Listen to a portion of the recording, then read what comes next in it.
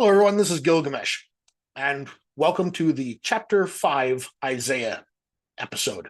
Chapter 5 is kind of a long chapter, and so we're going to break this into two parts. In our last episode, in Chapter 4, we discussed, first of all, that we weren't sure exactly if the first verse of Chapter 4 really belonged to Chapter 4, if it really belonged more to Chapter 3. In the end, we decided it was a little hard to tell. But we also talked about a figure known as the branch. And the branch was going to come and rule. We talked about the daughters of Zion that had been humiliated, that they were going to be washed clean, and that Jerusalem would be beautified with a pillar of fire representing God's presence, and that the daughters of Zion would be presented as a bride, possibly as a bride to the branch. This episode, as we go into chapter 5, we're going to talk a little bit about, first I want to mention a little bit about the golden age of Israelite literature that we have going on at this time period. But then we're going to talk about the vineyard, a parable about the vineyard, which becomes very important throughout the rest of the Bible and on into post-biblical literature as well. And we're going to talk about the destruction of that vineyard. And then we're going to talk about some drunken partying, maybe what we might parallel to a bacchanalia. And just to make it all fun, we're going to talk about the jaws of hell. Hopefully that'll be a good ending point for the first half of chapter 5, and we'll get there. Look at this, the golden age of Hebrew literature. We have this interesting statement in Proverbs chapter 25, verse 1. These are the Proverbs of Solomon, which the men of Hezekiah, king of Judah, copied out. Well, Hezekiah is there at the end of Isaiah's ministry. So this is something that is happening in the time of Isaiah, is that they are copying out these Proverbs, this wisdom literature. And it seems that there was a great deal of this going on, that in the time of Isaiah, there was a lot of need to preserve ancient wisdom, to write new poetry. We see the style of Isaiah echoed in the style of what we call the literary prophets. This time here in the 8th century BCE is a marvelous time for Hebrew literature. And I want you to think of it in that sense, that Isaiah is here at the pinnacle of Hebrew literature. He is sort of like what William Shakespeare would be for English. He wrote at the most interesting time where people were most interested in preserving literature and quality of writing. And so this is part of why Isaiah is so special. And we see that there was this large effort funded by King Hezekiah here to develop a large system of scribes and to preserve poetry literature. And this was probably a fairly new thing for their society. And so a lot of what we think of as the wisdom literature and the poetical portions of the Hebrew Bible were probably composed or committed to writing or edited and copied in this time period. And so it was a marvelous time for Hebrew literature. We're going to talk a little bit about the symbolism of the vineyard. And many times the vineyard is used as a symbol for the house of Israel, for the people of the Lord. And this is a symbol that gets reused a lot, but this appears to be where it begins. This seems to be the first real reference of this metaphor in this way. We can credit that to Isaiah, and his passage here will have great influence on other prophetic writers and other post-biblical writers by using the symbolism of a vineyard to represent the people of the Lord. And he starts it off here in chapter 5 with, "Let me sing for my beloved my love song concerning his vineyard." And isn't that a touching thing there? My beloved appears to be a reference to the Lord himself. And he's referring to this as a love song, which is interesting. My beloved had a vineyard on a very fertile hill. Now, very fertile hill. And this is one of the problems with translations in general. When you're doing a translation, you often struggle with how shall I represent this in my target language? And what you come up with may be good, may be bad, but it's always easy to read for the people of the target language. And so you see this line here, you see on a very fertile hill, and you have no idea what kind of negotiation they had to do to arrive at that phrase, because translations hide any type of imperfection or ambiguity in the text. And this is a great example of that. The original text does not say anything like on a very fertile hill. They had to do this to make some sort of sense out of it. And you, as the English reader, simply get the finished text, which is more a creation of the translator than the author. What did it originally say? The original phrase where it has on a very fertile hill is on a horn, son of oil. You might notice that's not exactly the same thing. And it's not that these are unknown words, that we're not sure what these words mean. They're actually very common words. They just make no sense when you put them together like this. And so there's thoughts of, well, maybe a copyist messed up. Maybe these were not the words that are supposed to be there. And so you go looking around to see if there's other words that could be easily mistaken for it, or you take it and you try to interpret it. This translation here, on a very fertile hill, this was proposed by Joseph Blenkinsop, who is a renowned Isaiah scholar. He wrote in Yale's Anchor Bible. He wrote the books on Isaiah there. So it's a very respected interpretation here. It comes from the idea that the word that means horn, which is the Hebrew word keren, well, it also can mean a beam of light. And so it can mean either a horn, like a ram's horn, or a beam of light.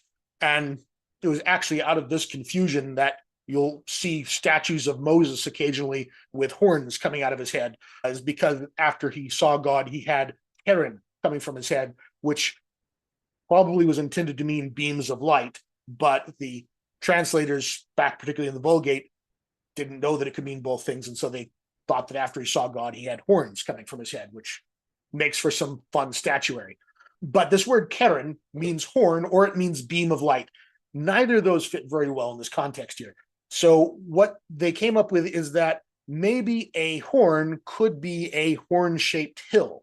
And so maybe this is saying that a horn is like a mountain spur that extends laterally out from a mountain. And so maybe this is some sort of a hilltop, a mountain spur, something like that, going with the idea of horn. Okay, so we've got the hill portion. And then we look at son of oil. Well, the word here for oil, shemen, means usually particularly olive oil, but it can also mean just generally fat. And it can mean rich. And so calling it a horn son of oil, the idea here is that this might be a place that has very rich and fertile soil. The other way that they look at this is because it is the word shemen, meaning olive oil, it might mean that this is a place particularly suited to growing olive trees. That would work if we were talking about olive trees. Unfortunately, we're talking about grapes. And so those are the two big products of Israel, is olive trees and grapes. And it's saying here that this is a vineyard, a place where you grow grapes. But this is the consensus they came to here, is on a horn, son of oil must be a very poetic way of saying on a very fertile hill. Really, there is quite a lot of guesswork involved in coming to that line there. But the idea is to make something that's intelligible to the English readers. And sometimes you have to make a compromise between what the text literally says and what you think it means. And so this is somewhat of a guess as to what this means, but given the context, it seems like it is a reasonable guess, but it is nothing like the actual original text. Speaking of the vineyard, he dug it and cleared it of stones and planted it with choice vines. Now, the first part here, dug it, King James actually has, he fenced it. And that is almost certainly incorrect. The problem is this word only occurs here. And this is another problem that we talked a little bit about in chapter 3, is that when words are very infrequent, especially if they occur only once, we often have to guess quite a bit as to their meaning. This particular word, it really only occurs here, but more modern interpretations believe that it has more the sense of digging. So he dug it and cleared it of stones. The digging kind of goes with that, and so that makes some sense there. And then he planted it with choice vines. The lexicon says that these are a valued bright red species of grape.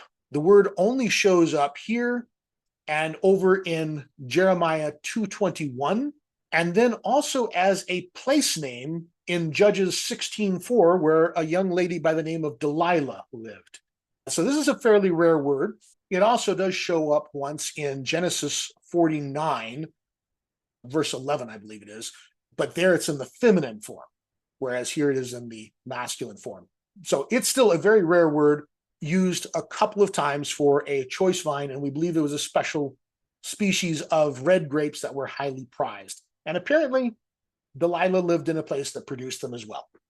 You'll find that in Judges 16:4.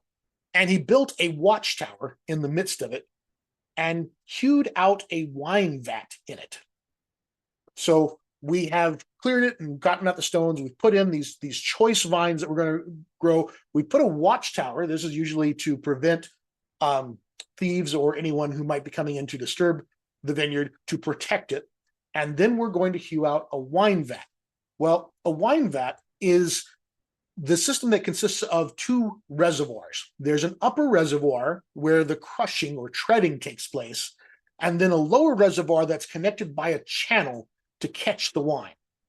Oil for like olive trees is produced in a very similar way, but with a smaller system and usually not crushed by foot, but by usually a large stone that is used to crush the olives. And so both wine and oil are prepared in the similar way, involving crushing and then taking the output of that crushing and channeling it into a secondary reservoir.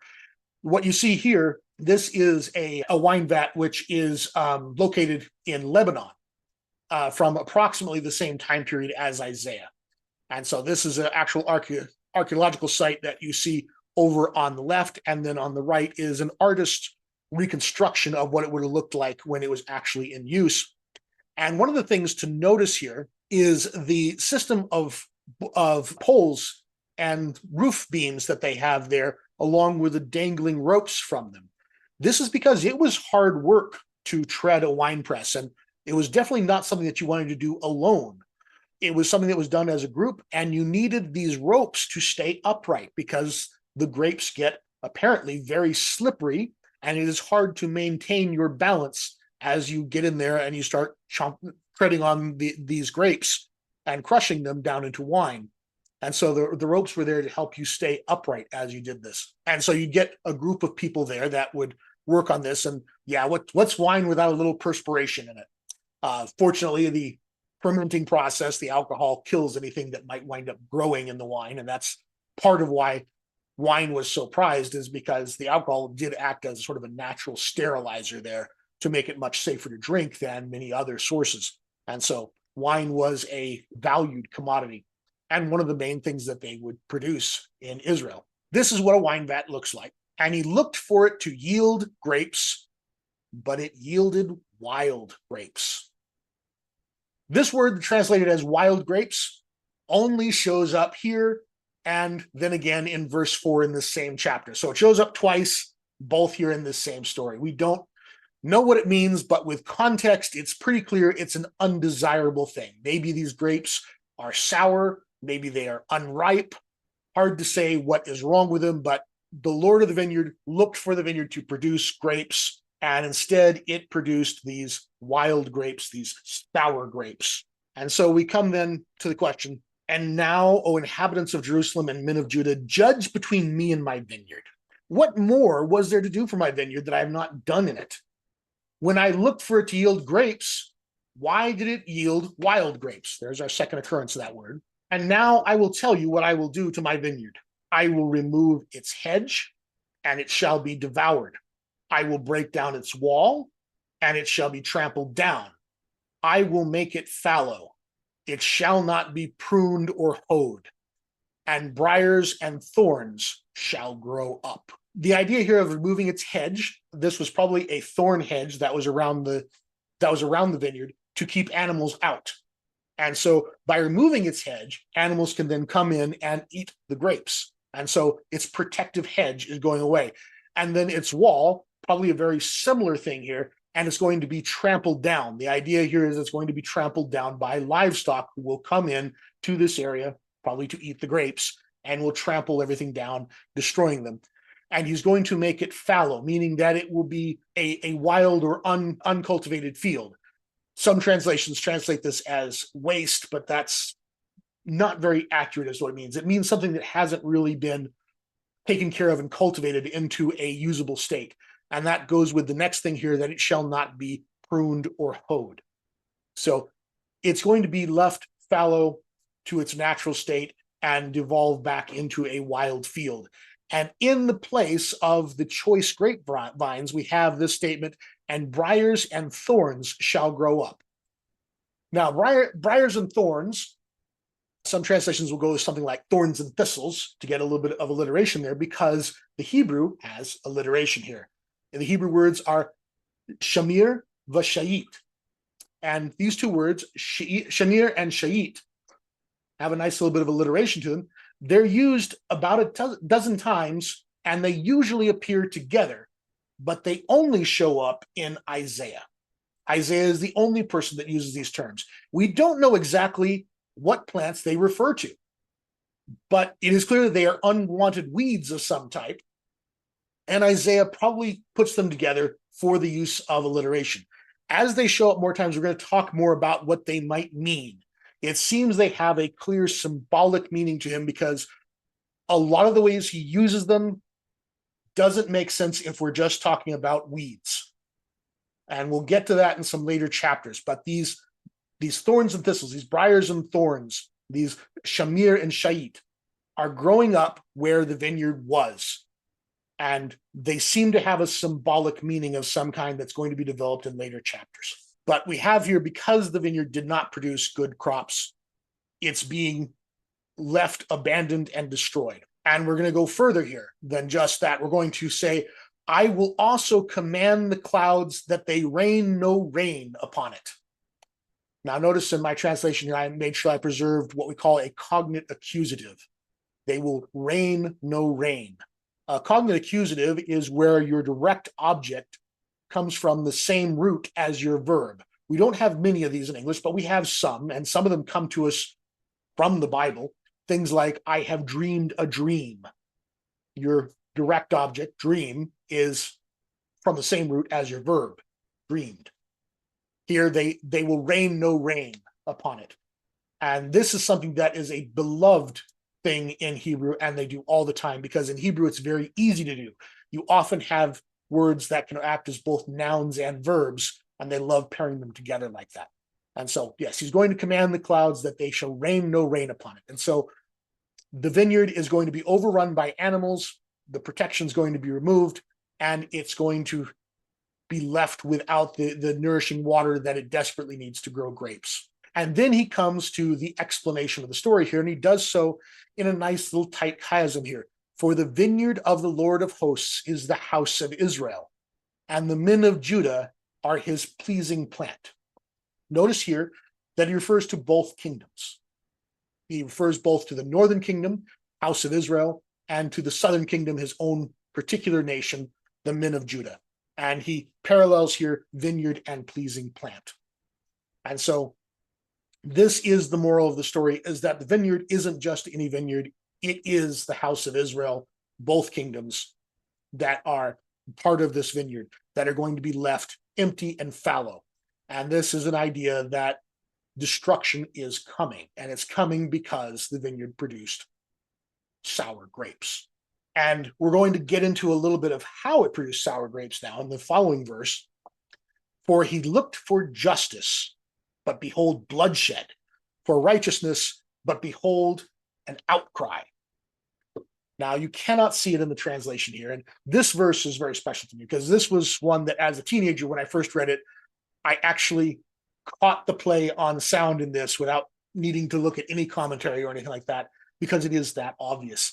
It's in Hebrew, it's very interesting. The word for justice is mishpat. The word for bloodshed is mishpach. Notice how they sound the same. Mishpat, mishpach. The word for righteousness, tzedakah, and the word for a cry of injustice is tza'aka. So he looked for mishpat, and behold, mishpach. He looked for tzedakah, and behold, tza'aka.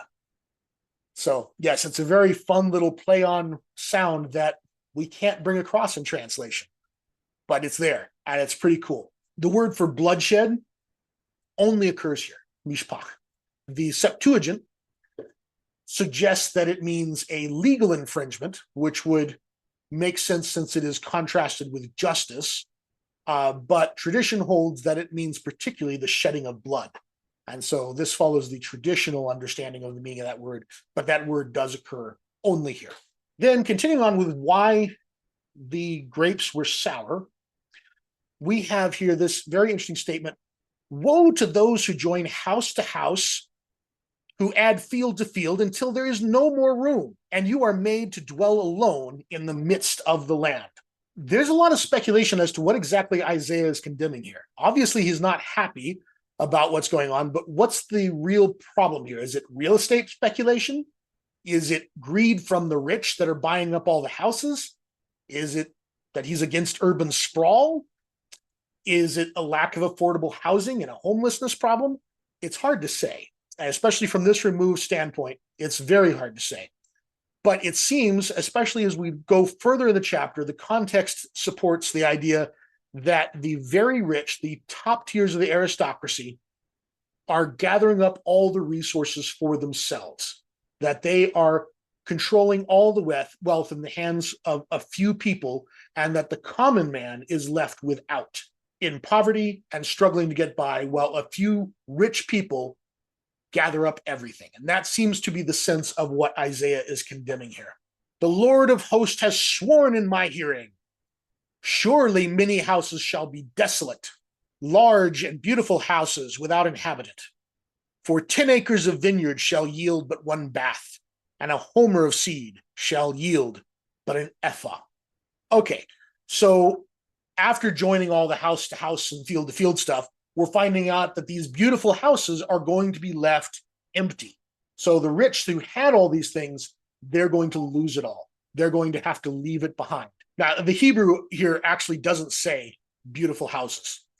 It actually just says beautiful, but it gives no noun. And so we have to kind of supply the word houses here for it to make any sense. We really don't know what the noun should be after the word beautiful. It seems like it may have gotten dropped out. It's possibly trying to have us automatically understand that we're still talking about houses. If you are a user of the metric system, you might be a little confused with acres and baths and homers and ephahs. So let's talk a little bit about what that means. The word for acres here actually literally says 10 yokes, and it was the amount of land you could plow with 10 yokes of oxen in one day. So a yoke was the amount that a yoke of oxen could plow, and so 10 acres, 10 yokes is the amount you could plow with 10 yokes of oxen. A bath is a form of liquid measure.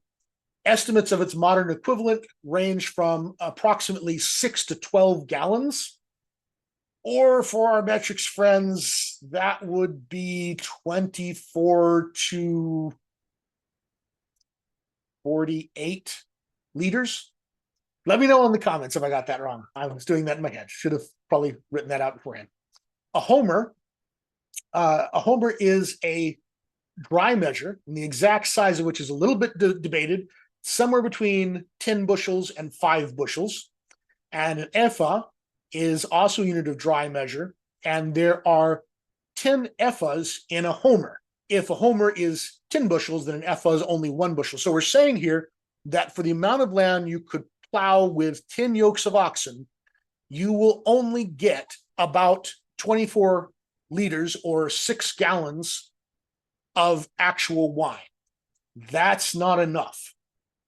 That's a very small amount for that much land. And for all the seed that you're going to put in here, 10 bushels of seed, you're only going to get 1 bushel of product. So we are talking about devastating and major crop failure is what we're discussing here. That we're only getting maybe a tenth of what we would expect from the harvest. And so we have the idea here that the very rich are consolidating all the wealth to themselves. The rest of the people are left without. There's going to be this great failure. The crops are not going to grow. The people are going to have to abandon their houses. We're not told why yet, but it's coming to an end for the rich. That the rich who have been so greedy are going to lose everything they have. So we go on here to condemn the people who are involved in this. Woe to those who rise early in the morning that they may run after strong drink, who tarry late into the evening as wine inflames them. The word here for strong drink is shachar. It actually appears in the Samson story as well, where it seems to imply in the Samson story that it comes from grapes. If that is the case, One scholar that I like to read, Robert Alter, he suggests this might be something called grappa. I'm not familiar with that myself, but grappa is apparently a type of brandy that is made from the pomace, the leftover stuff after you've stomped on the grapes, not the juice, but the pulp and the skins. That you take that after they've been pressed for wine and you can make a type of brandy out of it. And that might be what we're talking about for strong drink. But most of the time this word is used, shakar, it actually doesn't seem to come from grapes at all. It comes from wheat and barley, and it would be better translated as beer. But since we are talking about a vineyard here, it seems like this may be talking about this grappa, this brandy style drink. So they are getting up early in the morning so that they can drink alcoholic beverage, and they're staying up to late at night as they are drinking wine.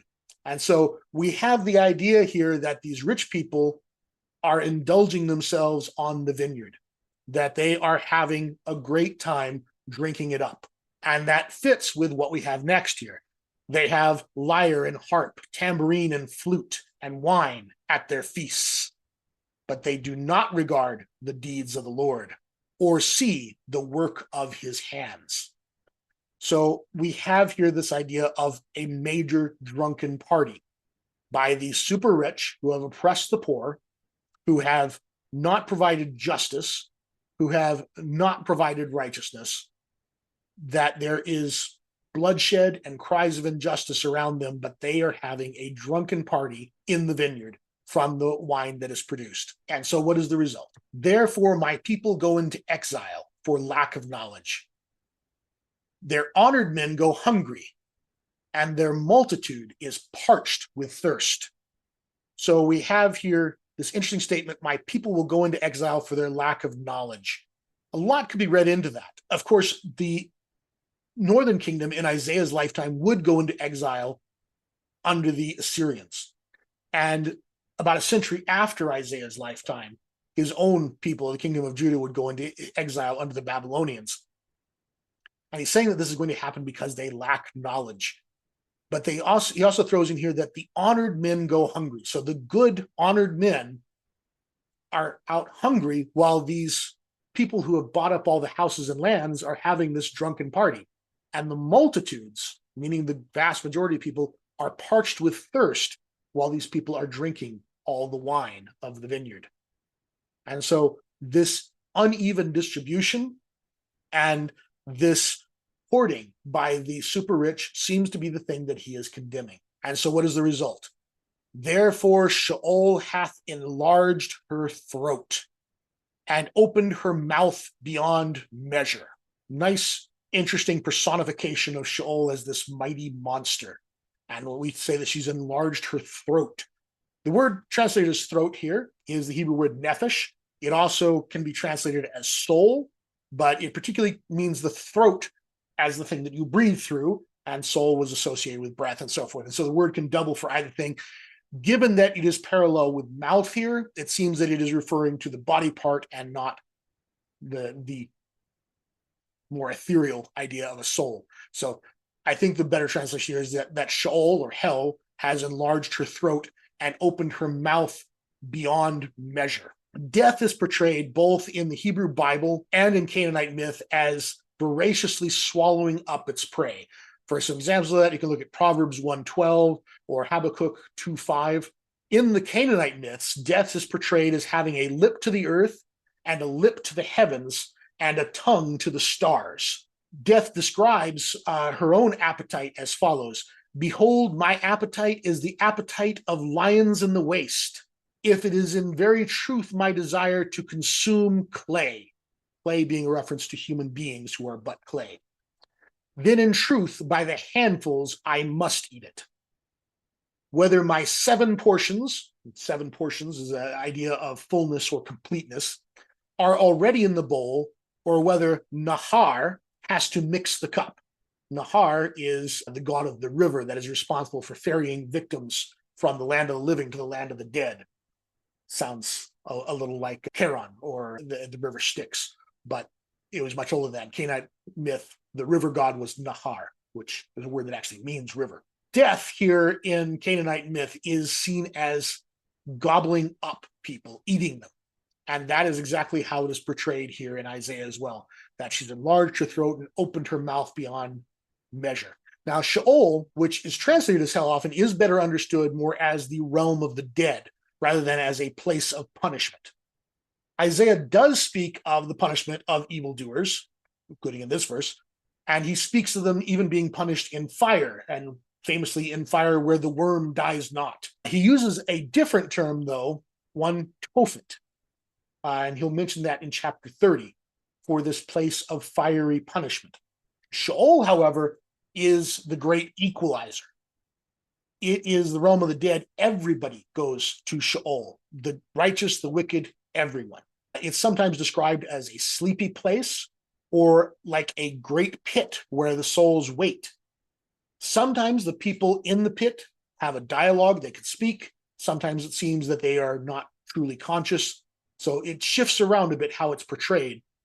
But the idea of escaping from Sheol is a major idea that the Tanakh teaches, and Isaiah touches on quite a bit himself. Here, though, we have these revelers who have been defying the Lord, eating up the vineyard, who are now going to be eaten up themselves. And so we have this symmetry here of their consuming of the vineyard, and now death is going to consume them. And that's what comes to us here in this final bit of this line. And the nobility of Jerusalem and her multitude will go down, her revelers and he who exults in her. So the idea here, these aristocracy, these nobility of Jerusalem will be swallowed up into Sheol. And we have a bit of a refrain here. Man is humbled, and each one is brought low, and the eyes of the haughty are brought low. But the Lord of hosts is exalted in justice, and the holy God shows himself holy in righteousness. So a couple of things to unpack in that. First, the word exalted and the word haughty are actually the same word in Hebrew. They both mean lifted up. So the eyes of the people that are lifted up are going to be brought down, but the Lord of hosts will be lifted up in justice. To try and get the idea that it's negative in one and positive in the other, little hard to do using the exact same word in English, but in Hebrew it uses the exact same words. So these are obviously a connected play on each other here. Then the idea that the holy God shows himself holy. The word order is a little different in Hebrew because their syntax is different. The verb to show himself holy is from the same root as the adjective holy. And the way it's arranged in Hebrew, these two words are next to each other. So if we try to get to a very literal translation, it might be something like the God holy holies himself. And that doesn't sound very good. But the idea here is that the word holy repeats next to itself, as we can't quite get it to do that in English, but it's a neat effect in Hebrew. We have here that the people that have been the aristocracy that thought a whole lot of themselves are being brought low, and then that God is going to be lifted up and made holy. And we have our two recurring words here, justice and righteousness. All throughout Isaiah, these two words will recur as the ideal. This next couplet here, talking about their houses, I believe. Then shall the lambs graze as in their pasture, and the goats shall eat among the ruins of the rich. So we had all these beautiful houses that were abandoned, and they're going to become pasture land for the lambs and the goats in this desolate, empty place where once the rich feasted on the wine and had their songs and their fun, while the poor had nothing. Now, this word, you might notice I crossed out nomads and wrote in goats. The Hebrew word for nomads, which is actually what's in the text here, is garim. It comes from gor, which is to sojourn or to live temporarily somewhere. So nomad seems to fit. But the Greek translation, the Septuagint, has the word goats in it. And it seems that what happened here is they messed up copying.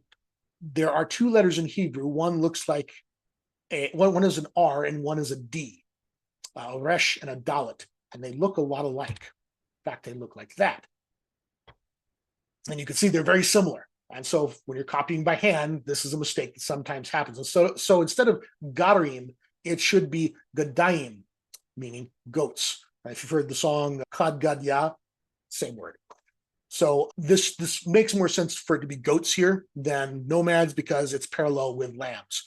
And so that makes it's an obvious correction here that seems appropriate to make it back to what it was originally. They messed up the D and put an R instead and came up with the wrong word, but the correct word here should probably be goats. So the lambs will graze in the fields and the homes of these rich people, and the goats shall eat among the ruins of the rich. And so the once proud and arrogant aristocracy of Jerusalem will lose all that they have, and their great holdings will be but pasture land. And that seems like a great place to leave this for today.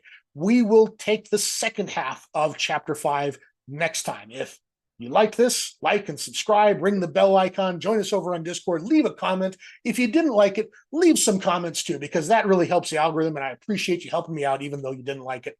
Say something really mean about me down there and you get to put a comment in. Anyway, we'll see you in the next one. Hope you enjoyed this.